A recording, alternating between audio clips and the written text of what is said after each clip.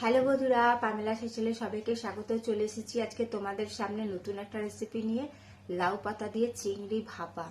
তো তোমরা তো জানো যে লাউ পাতা একটা পুষ্টিকর খাদ্য, কারণ এই লাউ পাতা আমাদের রোগ প্রতিরোধ ক্ষমতা বাড়াতে, হজম শক্তি বাড়াতে, ডায়াবেটিস নিয়ন্ত্রণে এবং ঠান্ডা লাগা প্রতিরোধ করতে অনেকটা সাহায্য করে। তো আমার দিদি আমাকে রিকোয়েস্ট করেছিল যে লাউ পাতা দিয়ে চিংড়ি মাছের কোনো একটা রেসিপি বানাতে, কারণ চিংড়ি মাছ খেতে আমার দিদি খুব ভালোবাসে। তো সেটা যাই হোক, পাতুরি হোক বা ভাপা, সেটা ম্যাটার করে না, যে কোনো একটা রেসিপি বানালেই হলো। তো সেটার কথা মাথায় রেখে আমি দিদির জন্য এই রেসিপিটা বানিয়েছিলাম, লাউ পাতা দিয়ে চিংড়ি ভাপা। তো আজকে আমি তোমাদের সাথে এই রেসিপিটাই শেয়ার করতে এসেছি। তো তোমাদের যদি আমার আজকের রেসিপি ভালো লাগে তাহলে অবশ্যই লাইক কমেন্ট করে আমাকে সেটা জানাবে, এবং তোমরা যারা এখনো আমার চ্যানেলটি সাবস্ক্রাইব করোনি তারা অবশ্যই আমার চ্যানেলটি সাবস্ক্রাইব করে আমার পাশে থেকো বন্ধুরা, কারণ তোমরা যদি আমার পাশে থাকো তাহলে আমাকেও তোমাদের পাশে পাবে। তো চলো তাহলে দেরি না করে দেখে নাও তোমরা লাউ পাতা দিয়ে চিংড়ি ভাপা আমি কিভাবে বানিয়েছিলাম।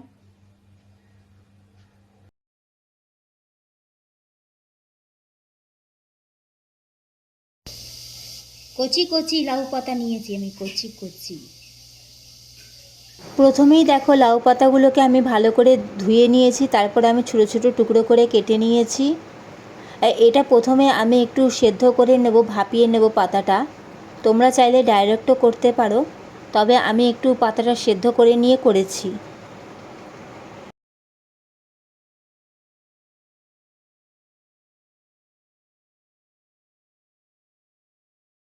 অন্যদিকে দেখো কড়াতে আমি জল গরম করতে বসিয়ে দিয়েছিলাম, জলটা ভালো করে গরম হয়ে গেছে। এখন আমি লাউ পাতাগুলো এর মধ্যে দিয়ে দিচ্ছি এবং ঢাকা দিয়ে আমি 4 থেকে 5 মিনিটের জন্য রেখে দেব, যাতে পাতাটা একটু ভাপে সেদ্ধ হয়ে যায়।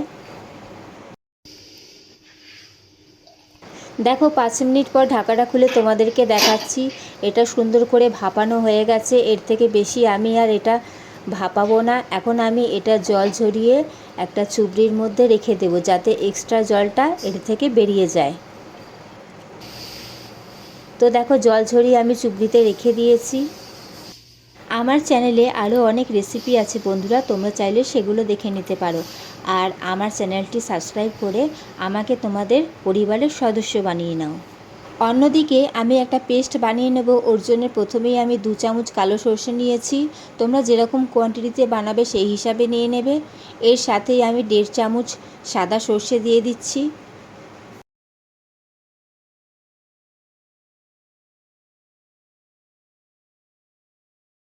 সাথেই আমি 2টো কাঁচা লঙ্কা দিয়ে দিচ্ছি, ঝালটা তোমাদের হিসাব অনুযায়ী। ওর সাথেই আমি 1 চামচ পোস্ত দিয়ে দিচ্ছি। পোস্তটা আমি শুকনো খোলায় গুঁড়ো করে রেখেছিলাম। এর মধ্যে একটু সামান্য জল দিয়ে আমি এটা ভালো করে একটা স্মুথ পেস্ট বানিয়ে নেব।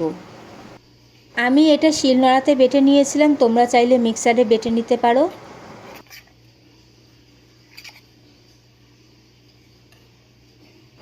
দেখো শাকটা জল ঝরিয়ে আমি নিয়ে নিয়েছি বাটির মধ্যে।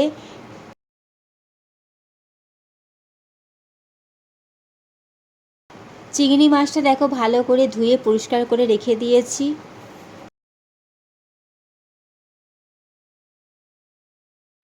এখন আমি শাকের মধ্যে কিছু চিংড়ি মাছ দিয়ে দিয়েছি।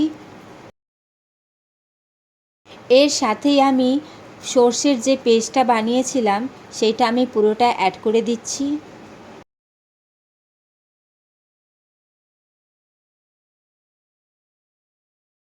এখন এর মধ্যে আমি সামান্য হলুদ গুঁড়ো দিয়ে দিচ্ছি, 1/2 চামচের মতন। ওর সাথেই আমি একটু রঙের জন্য কাশ্মীরি লঙ্কার গুঁড়ো দিয়ে দিচ্ছি। ওর সাথেই পরিমাণ মতো নুন দিয়ে দিচ্ছি। এর সাথেই আমি একটু সর্ষের তেল দিয়ে দিচ্ছি। এগুলো তো ঝাল খুব একটা হয় না, তো তাই জন্য আমি মাত্র 2টো কাঁচা লঙ্কা দিয়েছি।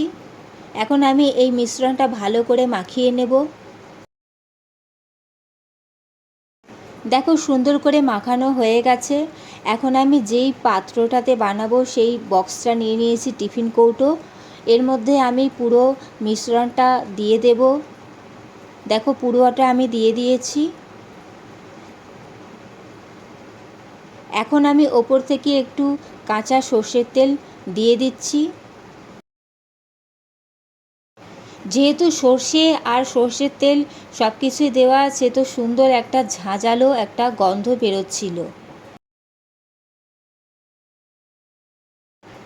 অন্যদিকে কড়াতে আমি জল বসিয়ে দিয়েছি, জলটা গরম হয়ে গেছে।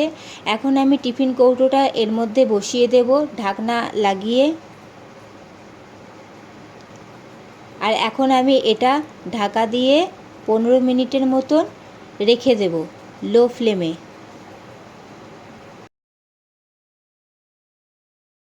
দেখো বন্ধুরা, 15 থেকে 20 মিনিট বাদে তোমাদেরকে দেখাচ্ছি। আমি এখন গ্যাসের ফ্লেমটা অফ করে দেব।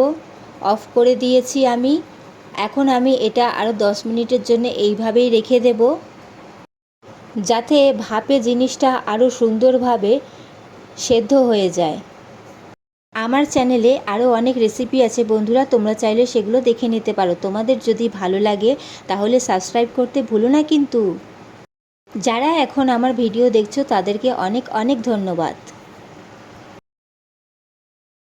তো বন্ধুরা, আরও 10 মিনিট এরকমভাবে রেখে দেওয়ার পরে তোমাদেরকে আমি ফাইনালি খুলে দেখাচ্ছি। এখন এটা পুরোটা ঠান্ডা হয়ে গেছে, জাস্ট হালকা একটু গরম আছে।